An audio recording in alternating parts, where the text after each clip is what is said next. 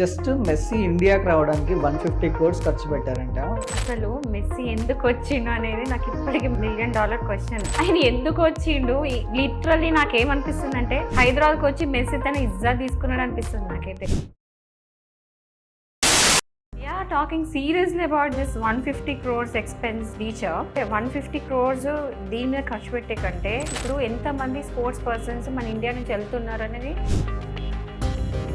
ఇప్పుడు సునీల్ ఛేత్రి లేడా, he's the only person recognized. So అందుకని ఆయన పేరు తెలుసు, but nowhere is encouraged. పిల్లలకి ఎడ్యుకేషన్తో పాటు స్పోర్ట్స్ ఇంపార్టెంట్, ఆ ప్లే గ్రౌండ్ లేవు. సో నేనేమంటానంటే ఈ అమౌంట్ ఎవరైతే ఇంట్రెస్టెడ్ పిల్లలు ఉంటారో, ఇంట్రెస్టెడ్ అడల్ట్స్ ఉంటారో వాళ్ళకి ఆ అమౌంట్ ఖర్చు పెడితే వాళ్ళ స్పోర్ట్స్ వాళ్ళు ఎక్సెల్ చేస్తారు. మెస్సీని పర్సనల్గా వచ్చి కలిసిన వాళ్ళు బయట వాళ్ళు ఎవ్వరు లేరు. మొత్తం సీఎం చుట్టాలు, కాంగ్రెస్లో ఉన్న వాళ్ళ చుట్టాలు. పబ్లిక్ మనీ పెట్టి, అంటే పబ్లిక్ మనీ స్పెండ్ చేస్తుంది అక్కడ గవర్నమెంట్. మనమే డబ్బులు 150 crores ఎవరివి?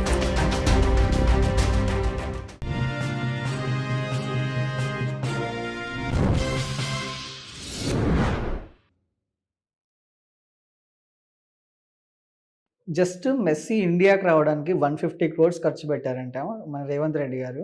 దాని మీద మీ అభిప్రాయం ఏంటి మేడం? అసలు మెస్సీ ఎందుకు వచ్చిండు అనేది నాకు ఇప్పటికి $1,000,000 క్వశ్చన్. అంటే ఆయనకున్న క్రేజ్ ఎట్లాంటిదంటే త్రూ అవుట్ ద వరల్డ్. అంటే అందరికీ తెలుసు క్రిస్టియానో రొనాల్డోకి కానీ మెస్సీ కానీ ఏ రేంజ్లో ఉంటుంది ఫాలోయింగ్ కానీ మ్యాడ్నెస్ కానీ. ఆయన ఎందుకు వచ్చిండు లిటరల్లీ నాకేమనిపిస్తుంది అంటే హైదరాబాద్కి వచ్చి మెస్సీ తన ఇజ్జత్ తీసుకున్నాడు అనిపిస్తుంది నాకైతే. ఒకరు మెస్సీ అంటారు, ఒకరు మస్సీ అంటారు, ఏమో అంటారు, పిచ్చి పిచ్చి కమెంట్స్ అన్నీ వస్తూ ఉంటాయి. Okay, but talking seriously about this 150 crores expenditure. నిజం మీరు అన్నట్టు ఇంతకుముందు మనం మాట్లాడుకున్నట్టు ఏంటంటే 150 crores దీని మీద ఖర్చు పెట్టే కంటే ఇప్పుడు ఎంతమంది స్పోర్ట్స్ పర్సన్స్ మన ఇండియా నుంచి వెళ్తున్నారు అనేది, ఎంతమంది ట్రైన్ చేస్తున్నారు, ఎంతమంది ఫ్రీ ట్రైనింగ్. ఇప్పుడు చూడండి, లిటరలీ ఒకడు క్రికెట్ నేర్చుకోవాలంటే ట్రైనింగ్కి ఎంత కట్టాలి?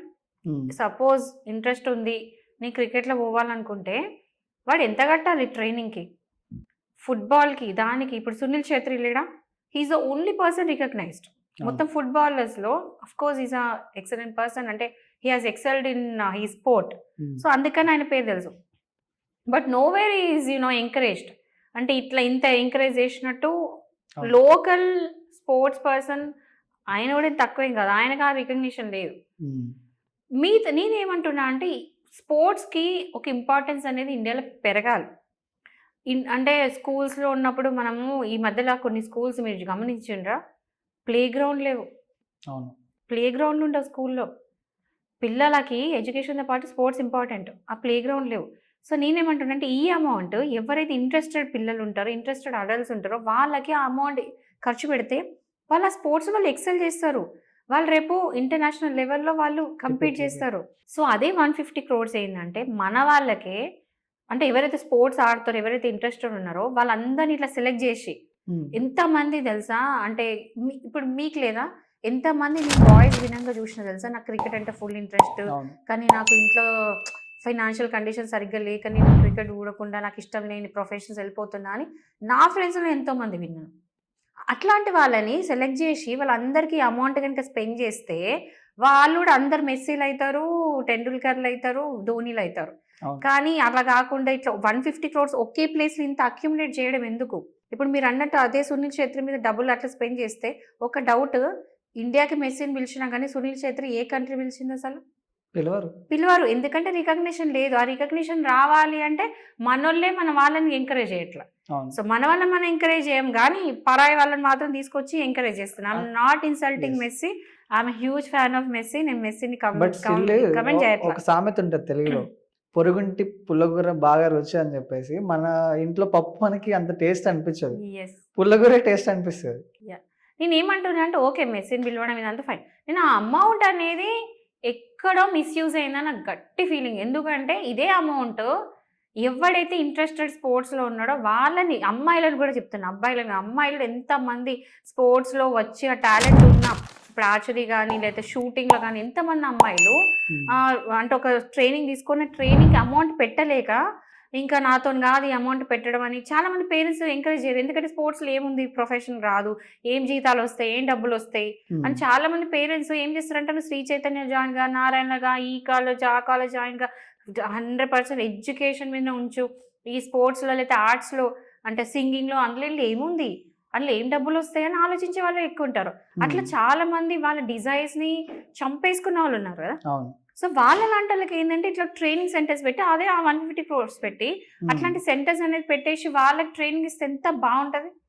ఈ 150 crores ఒకే పర్సన్ మీద పెట్టే కంటే ఇంతమందిని డిస్ట్రిబ్యూట్ చేస్తే ఎంతమంది వాళ్ళ ప్యాషన్ తీర్చుకుంటారు. సరే అందరికి 100 మంది వస్తే 100 మంది సక్సీడ్ అవుతారని నేను అనను.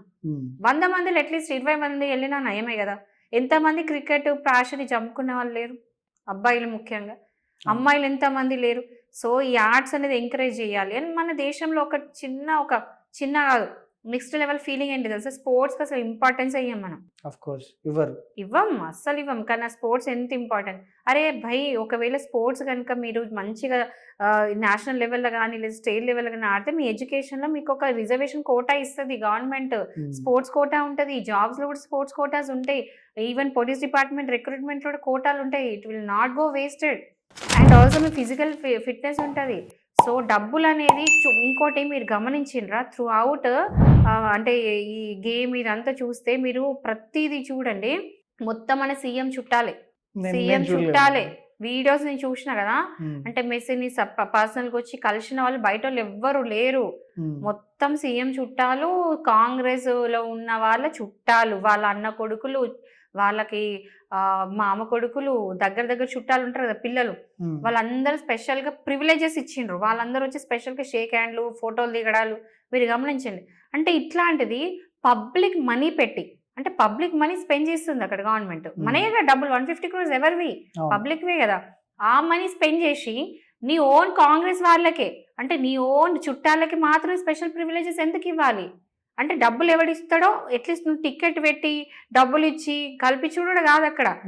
నేను ఎక్కడో చూసా, ఎగ్జాక్ట్లీ టికెట్ పెట్టి ఆ టికెట్ కనీసం నేను మెస్సీని దూరం నుంచి కూడా చూడలేకపోయినా అని చెప్పేసి కింద గ్రౌండ్ మ్యాట్ తీసుకుని భుజం మీద తీసుకుని వెళ్ళిపోతున్నా. ఎగ్జాక్ట్లీ అది అంటున్నా. డబ్బులు అంతకన్నా పెట్టుకొని ఖర్చు పెట్టుకొని పోతే కనీసం చూడడానికి కూడా లేదు. వీళ్ళు మాత్రం వీళ్ళ చుట్టాలందరికీ అంత స్పెషల్ గా ప్రివిలేజెస్ ఎందుకు ఇవ్వాలి? ఇది బయాస్డ్ గవర్నమెంటే కాదా? ఇప్పుడు దీన్ని బట్టి చూస్తే అంటే నీ సొంత లబ్ధి కోసం పబ్లిక్ మనీ ఎట్లా స్పెండ్ చేస్తారు, ఎవరిని అడిగి చేస్తున్నారు? పబ్లిక్ ఏమన్నా దీనికి హా చెప్పిందా, ఎస్ చెప్పిందా? పబ్లిక్ ఏమైనా దీనికి కరెక్ట్ ఓకే మీరు చేసింది కరెక్ట్ అన్నారా? అట్లీస్ట్ పబ్లిక్ని అడిగినరా మాకు ఈ ఈవెంట్ అవసరమని? ఎవరికి అవసరం అండి ఈవెంట్? గవర్నమెంట్ పబ్లిక్ని అడిగిందా ఈ ఈవెంట్ ఇట్లా మేము చేయబోతున్నాం, ఓకే మీ అందరికి ఓకేనా అని? అన్నెసరీ ఈవెంట్ అది, డబ్బులు ఖర్చు పెట్టే ఈవెంట్ అది. అండ్ పబ్లిక్ ఎంతమంది అని కన్సెంట్ ఇచ్చిండ్రు? అంటే ఎవరి ఇష్టం వాళ్ళేదనా? ఇట్లా గవర్నమెంట్ మన ఇష్టపూర్వకంగా పబ్లిక్ మనీ అంతా స్పెండ్ చేసుకుంటే వెళ్ళడం ఎందుకు?